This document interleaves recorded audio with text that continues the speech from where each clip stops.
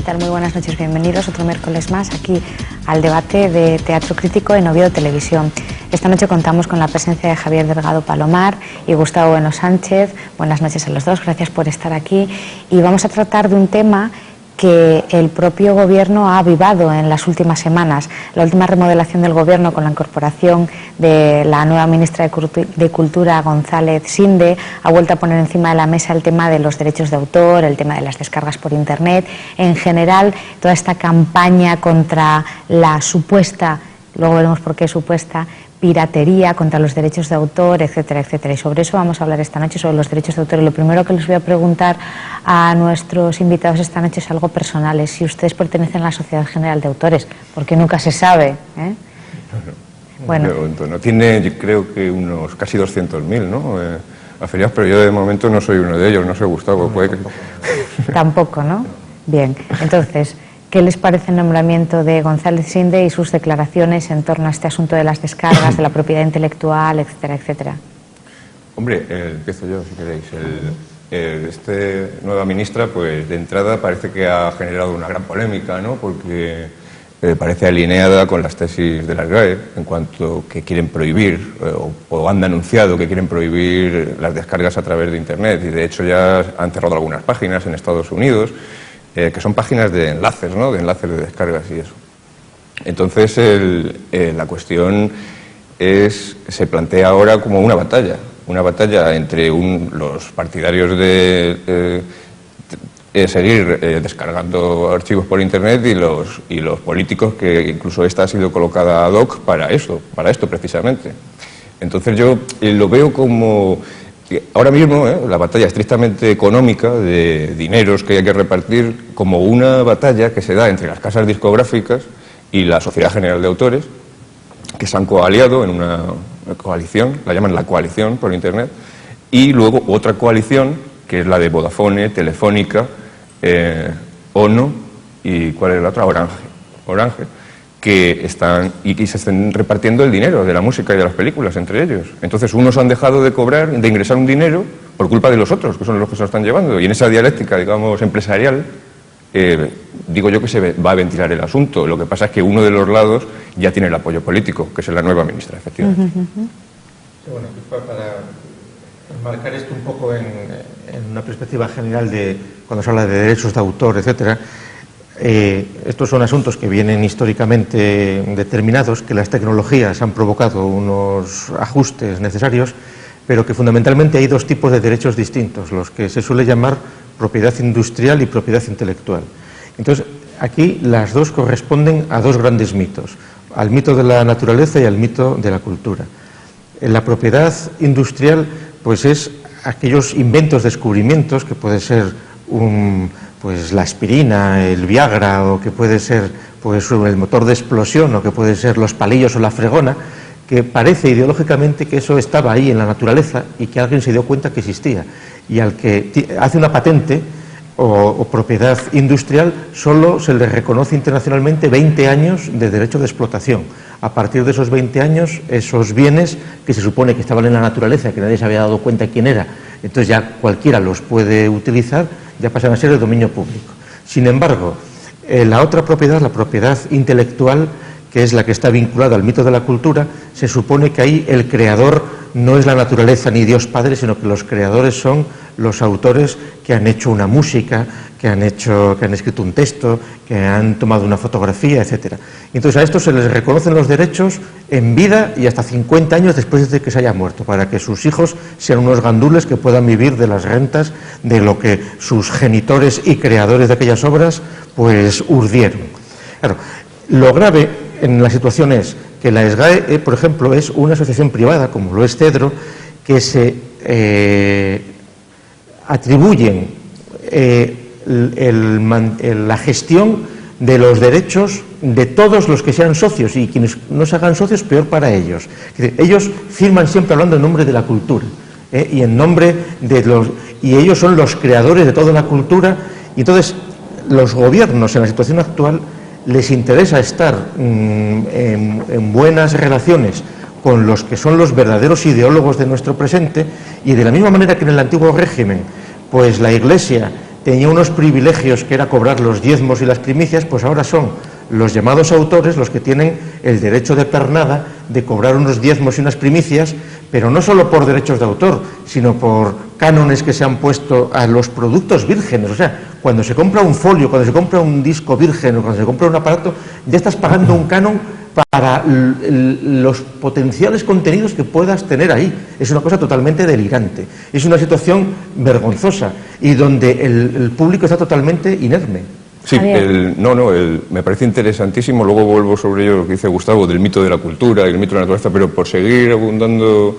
en el tema este de las GAE, es exactamente como él dicho, cómo funciona, pero el problema es que son, por hablar claramente, los mamporreros de los autores, es decir, actúan con técnicas mafiosas, procedimentales, digamos, su ideología es la del mito de la cultura, pero el procedimiento es ir por los locales, al señor de un bar, por ejemplo, a decirle que les pague por tener una televisión, por ejemplo. Recordemos que hace muy poco tiempo, hace unos meses, la SGAE fue denunciada y posteriormente acusada luego en firme, con sentencia, porque la SGAE se dedicaba a llevar a detectives privados por los locales donde se celebraban bodas, grabando a ver qué música se ponía o si se ponía alguna película para luego pasar por el bar en cuestión, por el restaurante, cobrando... El impuesto revolucionario en pan padrino, totalmente. Es que es más grave, mira. Los derechos de autor en muchos bienes culturales están prescritos, 50 años después de la muerte o de la producción. La película Lo que el viento se llevó ya no tiene derechos de autor. ¿Qué sucede? Que tú ahora no es sencillo que encuentres una copia del año 30 de Lo que el viento se llevó, porque el propietario lo que ha hecho ha sido remasterizarla, rediseñarla y renovar su derecho de autor, con lo cual tú Lo que el viento se llevó, si consigues una copia de época, puedes reproducirla. Pero claro, con la música, todos los autores del 19 ya no están pagando derechos. Sin embargo, la SGAE sigue cobrando y los jueces le están reconociendo el derecho a cobrar por música que ya no tiene derechos de autor y que no hay ni derechos ni de reproducción. Es decir, nos ponemos a cantar unas canciones populares del siglo XVIII es un pago preventivo y te quieren cobrar por ello, aunque ya no haya derechos ni de partitura, ni de versiones, ni de nada. Es una situación absolutamente vergonzosa. En la feria de abril ahora, la SGAE a todas las casetas, pongan o no pongas música, ya les cobran. Si encima tienen previsto bailar, les cobra el doble, aunque no vayan a poner música, aunque sea una caseta de sordos y no vayan a escuchar la música, la SGAE les va a cobrar. ¿Y por qué pueden hacer eso? Pues porque lo tolera el gobierno. ¿Por qué? Pues porque está pagando el canon a unos ideólogos que van a crear opinión. Es decir, estamos siendo víctimas de unas minorías que se presentan como los verdaderos cuidadores de los derechos de autor, como si fueran los únicos creadores, cuando es absolutamente falso. Y por conectar lo que has dicho antes del mito de la cultura, Gustavo, es curioso cómo estas leyes de derechos de autor surgen en un momento histórico muy determinado, y es el momento precisamente donde se está desarrollando el mito de la cultura y como justificación de las naciones. Es a finales del siglo XVIII, en Inglaterra, con las leyes de la reina Ana y con la Revolución Francesa en Francia. Y es diferente modelo. En Francia protegen una cosa que llaman derechos morales, aparte de los patrimoniales, en Inglaterra solo los patrimoniales, pero que pertenece a ese ambiente histórico donde la cultura o donde el autor es el autor que crea obras que nacen de su propio espíritu, autónomo, creativo, efectivamente, y las otras son pues las cosas de ingenieros o de médicos o de científicos, son cosas de la naturaleza y demás, ¿no? Pero sin embargo, antes todavía, en el siglo XV, es ya Antonio de Nebrija el que empieza a solicitar lo de los derechos de autor. También nos encontramos en Cervantes quejas amargas en el prólogo del Quijote, que no ha cobrado lo que tenía que cobrar, efectivamente, no sé qué, porque que ya llevan reclamando los autores, que suelen ser escritores, no, por supuesto, no músicos eso nadie lo discute. Nadie discute eso. Lo que no puede ser es cobrar indiscriminadamente, de forma preventiva, y además por bienes sobre lo que no tienen ellos propiedad ni autoridad, porque es de dominio público. Déjame terminar un segundo, Gustavo. ¿Qué ocurre? Que esto viene propiciado por la introducción en el mundo de los autores filosóficos, científicos, religiosos y literarios, de introducción de un operador, decimos nosotros, desde la teoría de la cierre categorial, de una herramienta, de una maquinaria, que es la imprenta, que es la que permite hacer copias precisamente. Copias en plan masivo, ¿no? Porque antes también se hacían copias a mano, ¿no? Copias a mano. Entonces, resulta que cuando desde estas teorías de la ciencia defendemos que cuando se introducen estos operadores nuevos, estas máquinas nuevas, es cuando precisamente las categorías se difuminan sus contornos y se rompen.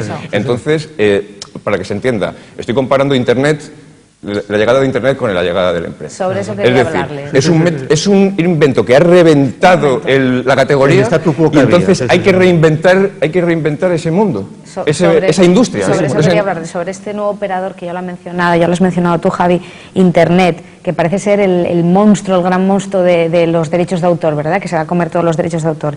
Y a este respecto quiero que me comenten un párrafo de un manifiesto al que se puede acceder, por cierto, a través de la página del Ministerio de Cultura, que es un manifiesto que dice así: Internet es un espacio en el que se deben respetar nuestros derechos de autor y ser utilizado responsablemente, de esta forma. Y te da como una especie, pues... Sí, apela a la responsabilidad del decálogo, consumidor. ¿verdad? Es decir, que como tiene yo que tengo, seguir el perdóname, usuario. como yo tengo que comer, Javi, usted cómpreme el disco y no lo copie. Y dice, otorgas a Internet el valor que verdaderamente tiene como medio de transmisión y acceso a conocimientos e informaciones, y no como una herramienta para acceder a productos piratas. Aquí viene la madre del cordero. Sí.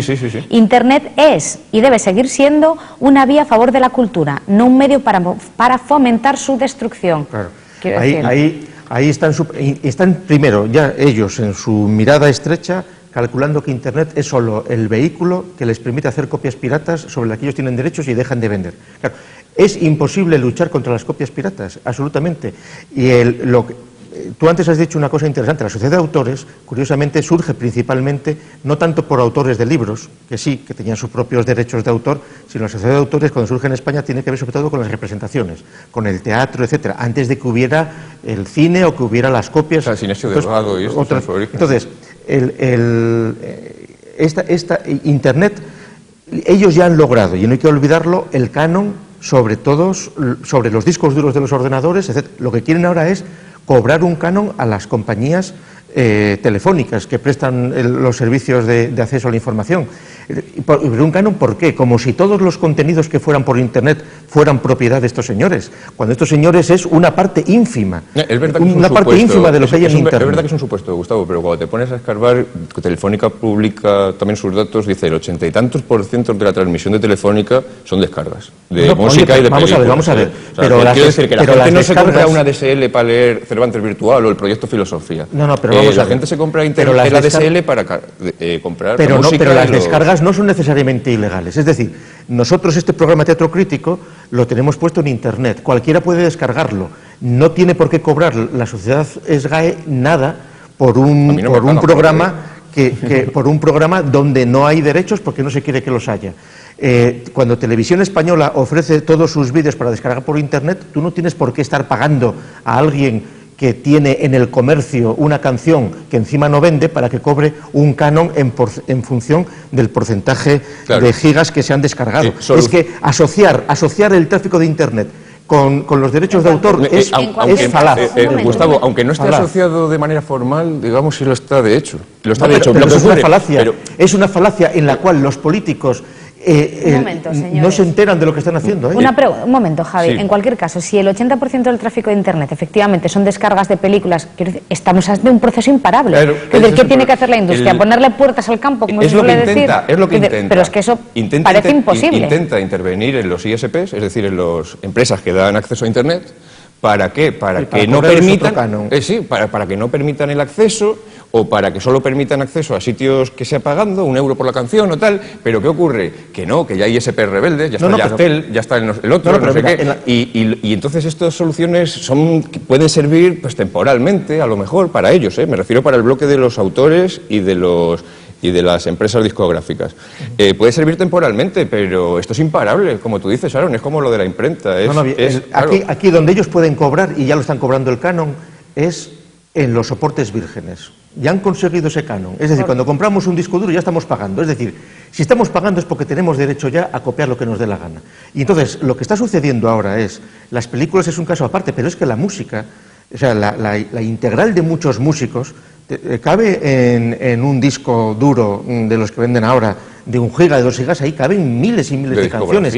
Ya estás pagando por ese canon. Lo único que van a lograr es que pues todo el mundo se intercambie ya, no una canción, sino que se cambien miles y miles de cosas a la vez. Es decir, yo creo que lo que están logrando es totalmente lo contrario. ¿Por qué? Porque están yendo a lo cómodo, no se están adaptando a lo que habría que hacer, que es...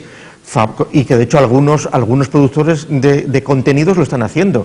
Están poniendo gratis sus discos en internet, pero cobrando por las actuaciones, consiguiendo fama. Los propios artistas como Madonna o Manu Chao, claro, pero no sé quién. Es que aquí lo que está sucediendo es que hay unas élites pues aburguesadas y pánfilas que están cobrando en la oficina en acuerdo con los políticos y quieren estar cobrando el cupón de todo lo que es la cultura, que ellos se atribuyen que lo son. Mira, hubo un argumento hace unos años que ahora no se atreven a decirlo, que fue el siguiente: querían cobrar derechos de autor por los libros que publicados de autores que ya eran de dominio público. Es decir, querían, por ejemplo, que cuando se publicara una obra de Cervantes, de Shakespeare o de Platón, la sociedad correspondiente cobrara un derecho de autor retrospectivo de los autores ya de dominio público. ¿Para qué? Para poder financiar a los autores del porvenir. Una cosa totalmente falaz. Claro, mientras tanto ellos eran los que los gestionaban.